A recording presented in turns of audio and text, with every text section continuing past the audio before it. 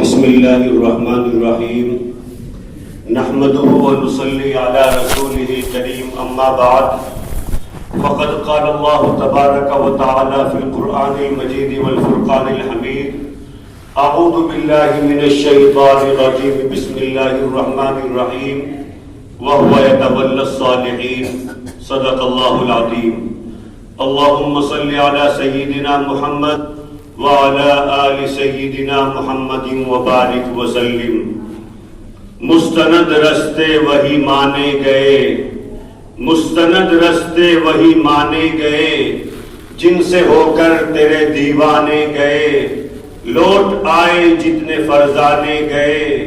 تاب منزل صرف دیوانے گئے، آہ کو کچھ نسبت ہے اس شاخ سے، آہ نکلی اور پہچانے گئے۔ میرے محترم بھائیوں،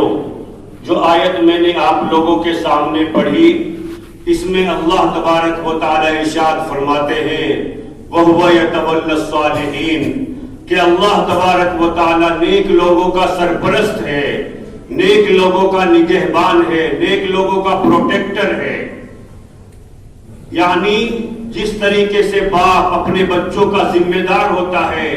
بچوں کی جتنی ضروریات ہیں، چاہے وہ کھانے پینے کی تعلق سے ہو، چاہے وہ میڈیکل کی لائن کے ہو، چاہے وہ ڈریس کوڈ کے اعتبار سے ہو، سب کی ذمہ داری اس کے باپ کی ہوتی ہے۔ یہی بات اللہ تبارک و تعالی ارشاد فرماتا ہے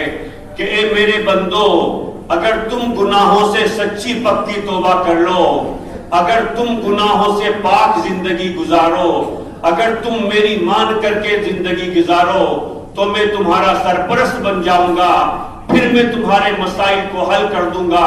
پھر میں تمہارے للت کے نقشوں میں عزتیں نکال دوں گا۔ تو میرے محترم بھائیوں، آج اگر ہم چاہتے ہیں کہ اللہ تبارک و تعالی ہمارے تمام مسائل کو حل کر دے، تمام پریشانیوں کو دور کر دے، تمام مشکلات کو اللہ تبارک و تعالی آسان کر دے، تو اس کا ایک ہی حل اللہ تبارک و تعالی نے بتایا ہے، اور وہ یہ ہے کہ گناہوں سے سچی پکی توبہ کر لو، اللہ کی مان کر کے زندگی گزارو، تو پھر اللہ تبارک و تعالی تمہارے لیے ہر مشکل کے اندر آسانی فرما دے گا، اللہ تبارک و تعالی تمہیں عزت نصیب فرمائے گا۔ میرے محترم بھائیوں، وقت بہت مختصر ہے، مجھے آنے میں تاخیر ہو گئی، ٹریفک بہت تھا۔ میرے محترم بھائیوں، آپ تاریخ کو اٹھا کر کے دیکھ لیجئے کہ جنہوں نے بھی پاک زندگی گزاری، تقوی طہارت والی زندگی گزاری، اللہ تبارک و تعالیٰ کی مان کر کے زندگی گزاری، اللہ تبارک و تعالیٰ نے کبھی بھی ان کو بے یار و مددگار نہیں چھوڑا۔ اس باب کے اندر حضرت عمر ابن عبدالعزیز رضی اللہ تعالیٰ عنہ کا واقعہ ماسٹر پیس ہے، شاہکار ہے، کہ حضرت عمر ابن عبدالعزیز نے بادشاہ ہونے کے باوجود تقوی طہارت والی زندگی گزاری، فقر و فاقے کے اندر زندگی گزاری، بادشاہ ہونے کے باوجود ان کے پاس کھانے کے لیے صحیح سے کچھ سامان نہیں ہوتا تھا، پہننے کے لیے کپڑے نہیں ہوتے تھے۔ میرے محترم بھائیوں، جب وہ دنیا سے جانے لگے تو ان کا ایک دوست آیا اور اس نے آ کر کے عرض کیا کہ حضرت عمر ابن عبدالعزیز، آپ نے بہت اچھی حکومت کی، آپ کے دور حکومت کے اندر ساری رعایا خوشحال تھی، سب مسلمان خوشحال تھے، خوش تھے، کوئی پریشانی نہیں تھی، لیکن آپ نے اپنی اولاد کے لیے اچھا نہیں کیا۔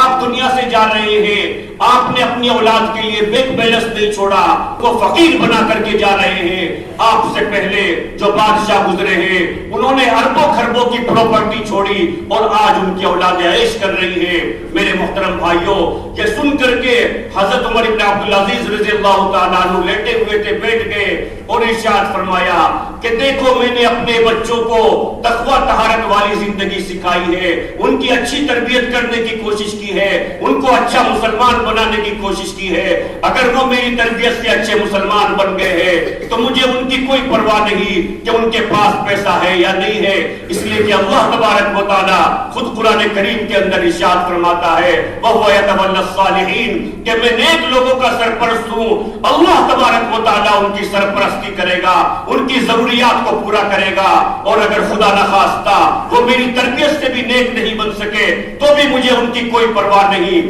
اس لیے کہ وہ گناہ کے کام کریں گے اور میں ان کے گناہوں کے کاموں میں ان کا شریک جرم نہیں بننا چاہتا۔ میرے محترم بھائیوں، یہ کہنے کے بعد حضرت عمر بن عبدالعزیز رضی اللہ تعالیٰ عنہ کا تو انتقال ہو گیا،